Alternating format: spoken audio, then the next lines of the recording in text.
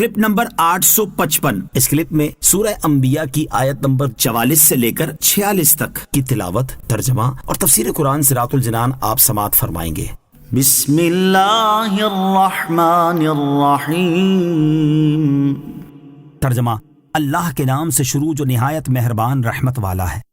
بل متعنا هؤلاء وآباءهم حتى طال عليهم العمر افلا يرون أنا نأتي الأرض ننقصها من أطرافها افہم الغالبون۔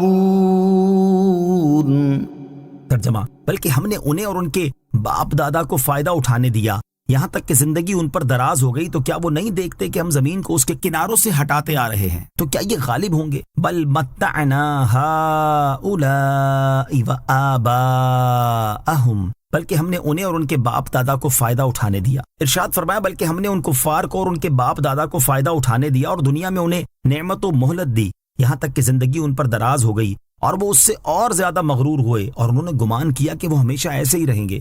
تو کیا وہ نہیں دیکھتے کہ ہم کفرستان کی زمین کو اس کے کناروں سے گھٹاتے آ رہے ہیں اور روز بروز مسلمانوں کو اس پر تسلط دے رہے ہیں، اور ایک شہر کے بعد دوسرا شہر فتح ہوتا چلا آ رہا ہے، حدود اسلام بڑھ رہی ہے اور کفر کی سرزمین گھٹتی چلی آتی ہے، اور مکہ مکرمہ کے قریبی علاقوں پر مسلمانوں کا تسلط ہوتا جا رہا ہے؟ کیا مشرکین جو عذاب طلب کرنے میں جلدی کرتے ہیں اس کو نہیں دیکھتے اور عبرت حاصل نہیں کرتے؟ تو کیا یہ غالب ہوں گے جن کے قبضے سے زمین دم بدم نکلتی جا رہی ہے؟ یا رسول کریم علیہ الصلوۃ والسلام اور ان کے اصحاب جو اللہ تعالیٰ کے فضل سے فتح پر فتح پا رہے ہیں اور ان کے مقبوضہ علاقے رفتہ رفتہ بڑھتے چلے جا رہے ہیں؟ غفلت و عذاب کا عمومی سبب۔ اس سے معلوم ہوا کہ لمبی عمر، مال کی زیادتی اور زیادہ آرام عموماً غفلت اور اللہ تعالیٰ کے عذاب کا سبب بن جاتے ہیں، اور یہی چیزیں جب نیکیوں میں صرف ہوں اللہ تعالیٰ کی رحمت بن جاتی ہیں۔ جیسے شیطان کی لمبی عمر اس کے لیے زیادہ عذاب کا باعث ہے، اور حضرت نوح علیہ الصلوۃ والسلام کی دراز عمر شریف عین رحمت پروردگار ہے۔ پہلے کافروں اور اب مسلمانوں پر زمین کے کناروں کی کمی۔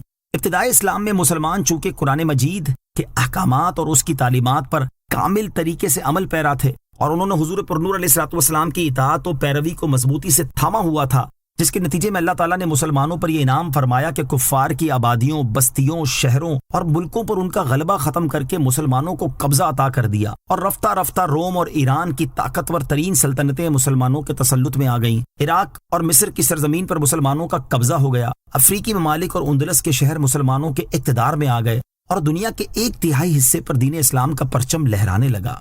صدیوں تک مسلمانوں کا یہی حال رہا، اور اس عرصے میں مسلمان علمی، فنی، حربی اور تعمیری میدان میں ترقی کرتے رہے، اور یہ دور مسلمانوں کی خوشحالی اور ترقی کا زرعی دور تھا۔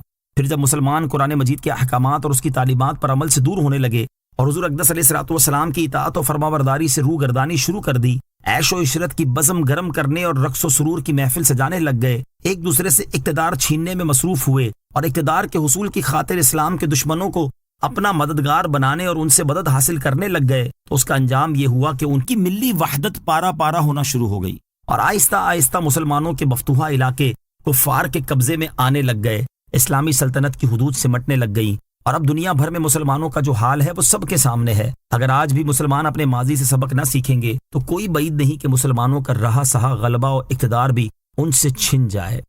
قل انما انذركم بالوحی ولا يسمع الصم الدعاء اذا ما ينذرون۔ ترجمہ: تم فرماؤ میں تم کو صرف وحی کے ذریعے ڈراتا ہوں، اور بہرے پکار کو نہیں سنتے جب انہیں ڈرایا جائے۔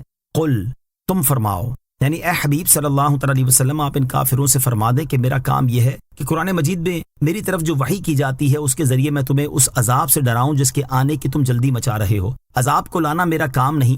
آیت کے آخر میں کافروں کے متعلق فرمایا کہ جیسے بہروں کو کسی خطرے میں آواز دی جائے تو انہیں یہ آواز فائدہ نہیں دیتی، کیونکہ ان میں کسی کی آواز سے نفع اٹھانے کی صلاحیت نہیں ہے۔ اسی طرح کفار کی حالت ہے کہ انہیں عذاب کی وعیدیں فائدہ نہیں دیتی، کیونکہ انہوں نے ہدایت کی بات سننے سے خود کو بہرا کیا ہوا ہے۔ آیت قل انما انذرکم بالوحی سے معلوم ہونے والے مسائل۔ اس آیت سے 2 مسئلے معلوم ہوئے۔ نمبر 1، پیغمبر پر احکام سنا دینا لازم ہے، دل میں اتارنا لازم نہیں کہ یہ خدا کا کام ہے۔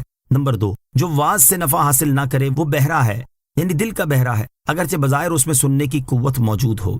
وَلَئِن مَسَّتْهُمْ نَفْحَةٌ مِّنْ عَذَابِ رَبِّكَ لَيَقُولُنَّ يَا وَيْلَنَا إِنَّا كُنَّا ظَالِمِينَ۔ ترجمہ، اور اگر انہیں تمہارے رب کے عذاب کی ہوا چھو جائے تو ضرور کہیں گے ہائے ہماری خرابی، بے شک ہم ظالم تھے۔ وَلَئِن مَسَّتْهُمْ، اور اگر انہیں چھو جائے۔ اس سے پہلی آیت میں بیان ہوا کہ عذاب آنے کی خبر سن کر کافروں پر کوئی اثر نہ ہوا، اور یہاں فرمایا گیا کہ جب عذاب آ جائے گا تو پھر انہیں پتہ چلے گا کہ انہیں کتنی جلدی اثر ہوتا ہے۔ چنانچہ ارشاد فرمایا کہ اگر انہیں اللہ تعالیٰ کے عذاب کا معمولی حصہ پہنچ جائے تو اس وقت کی ضرور پکاریں گے کہ ہائے ہم برباد ہو گئے، ہم ہلاک ہو گئے، بے شک ہم نبی کی بات پر توجہ نہ دے کر اور ان پر ایمان نہ لا کر اپنی جانوں پر ظلم کرنے والے تھے۔ غفلت و بدبختی کا شکار لوگوں کا حال۔ علامہ اسماعیل حقی رحمۃ اللہ تعالی علیہ فرماتے ہیں، اس آیت میں اس بات کی طرف اشارہ ہے کہ غفلت و بدبختی کا شکار لوگ دنیا میں انبیاء کرام علیہ الصلوۃ والسلام کی تنبیہ اور اولیاء کرام رحمۃ اللہ تعالی علیہم کے واعظ سے نصیحت حاصل نہیں کرتے، یہاں تک کہ موت کے بعد انہیں اللہ تعالیٰ کے عذاب کے آثار میں سے کوئی اثر پہنچے، کیونکہ ابھی لوگ سو رہے ہیں اور جب انہیں موت آئے گی تو یہ بیدار ہو جائیں گے، پھر یہ اپنے گناہوں کا اعتراف کریں گے اور اپنی جانوں پر ظلم کرنے کی وجہ سے ہائے بربادی، ہائے ہلاکت پکاریں گے۔ لہٰذا ہر مسلمان کو چاہیے کہ وہ اللہ تعالیٰ کے عذاب اور اس کی ناراضی کے اسباب سے بچے اور رحمت و نجات کے دروازے کی طرف آئے، اللہ تعالیٰ کی اطاعت اور پرہیزگاری کا راستہ اختیار کرے اور نفسانی خواہشات کو پورا کرنے سے بچے۔